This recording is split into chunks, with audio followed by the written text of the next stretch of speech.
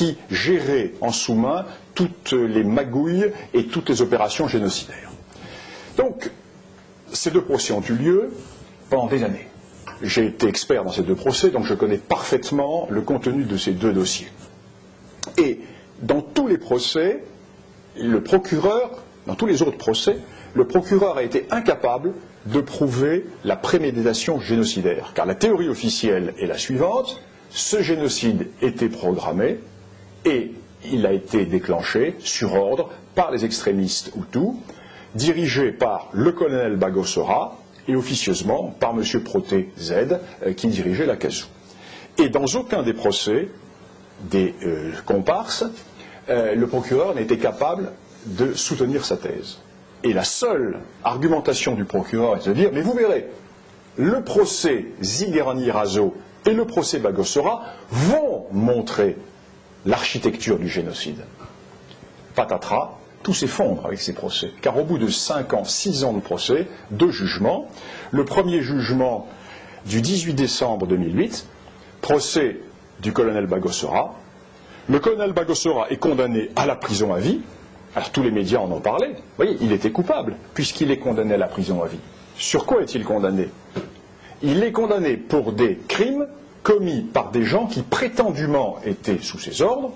Il le conteste.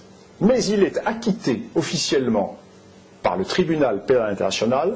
Il est acquitté de l'accusation de complot et de préméditation du génocide. Et les juges sont excessivement durs dans leur arrêt en disant le procureur n'a pas été capable de soutenir sa thèse, ses témoins ne sont pas crédibles, l'architecture présentée par le procureur ne tient pas la route. Donc le colonel Bagosora est acquitté de préméditation du génocide. Alors il est en appel pour les 2 cas ponctuels pour lesquels il est condamné à la prison à vie, ce qui fait qu'il n'y a plus de préméditation du génocide, puisque le cerveau du génocide est acquitté de cette accusation de préméditation et d'organisation du génocide. Deuxième procès, qui est aussi emblématique, le procès en appel de M. Z, Proté Ziguerani-Razo, qui était donc accusé d'être à la tête de l'ACASU, une cellule mystérieuse qui existait autour du président Habyarimana et qui était destinée à organiser le génocide des Tutsis. M. Proté est condamné en première instance. Il fait appel. Et le 16 novembre 2010, la Cour d'appel du TPIR rend un jugement d'une sévérité terrible envers le procureur. 2010. Le 16 novembre 2009, pardon, 2009, bien sûr. Il rend un jugement qui est terrible envers la chambre de première instance et le procureur. Il acquitte et il ordonne la libération immédiate de M. Proté Z. Et sur quels éléments? En disant que tout ce qui a été avancé par le procureur repose sur des montages. Dans mon expertise, je l'avais d'ailleurs démontré, j'avais montré que la CASU n'avait jamais existé, et nous avons fait citer comme témoins des opposants au général Habyarimana, qui appartenaient à un parti opposé au général Habyarimana, et qui sont venus dire à la barre: mais c'est nous qui avons inventé la CASU pour discréditer le président Habyarimana. Et ces gens ont expliqué à quel moment ils avaient inventé cette notion d'Akazu, etc., qui a été reprise ensuite par la presse, etc., donc libérée. Ce qui fait que, aujourd'hui, devant le TPIR, qui est tout de même la seule chambre habilitée à en juger, qui est une chambre créée, un tribunal créé par le Conseil de sécurité de l'ONU, avec des magistrats professionnels qui siègent depuis 1995, des centaines de milliers de documents, des milliers d'heures d'enregistrement, 45 procès. C'est une véritable usine qui fonctionne. Tout se décide là-bas. Les dossiers sont parfaitement étudiés. Eh bien, les 2 principaux jugements cassent totalement l'idéologie officielle. Personne n'en parle. Et le président Sarkozy, au lieu de tenir compte de ce qui s'était dit à Arusha, des jugements qui ont été rendus à Arusha, est allé embrayer, chausser les bottes de l'idéologie officielle du Rwanda, sans tenir compte de l'état actuel des connaissances. C'est pour ça que je dis qu'avant que les historiens ne se mettent au travail, d'or quels historiens?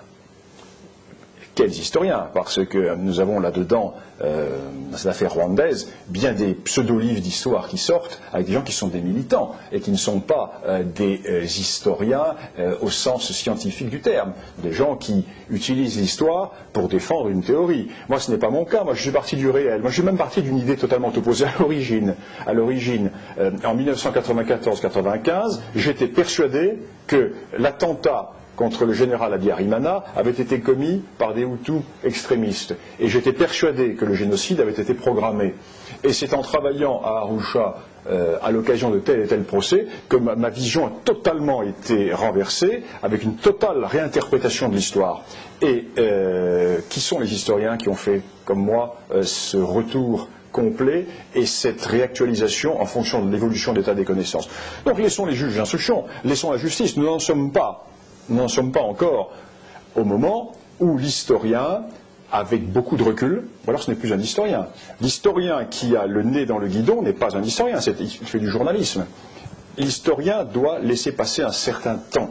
Et il faut attendre que les enquêtes espagnoles, car il y a une enquête espagnole très importante qui est menée sur ce génocide, laissons les conclusions de l'enquête espagnole se faire, laissons le TPIR achever ses travaux, laissons la justice française, si tant est qu'elle ait encore la liberté, la possibilité ou les moyens de continuer. Je ne sais pas si le juge Trévidic, qui a hérité du dossier du juge Bruguière, a les coudées vraiment franches et s'il peut véritablement poursuivre ses investigations. Je ne suis pas dans son secret et même si j'étais en secret, je n'en parlerai pas.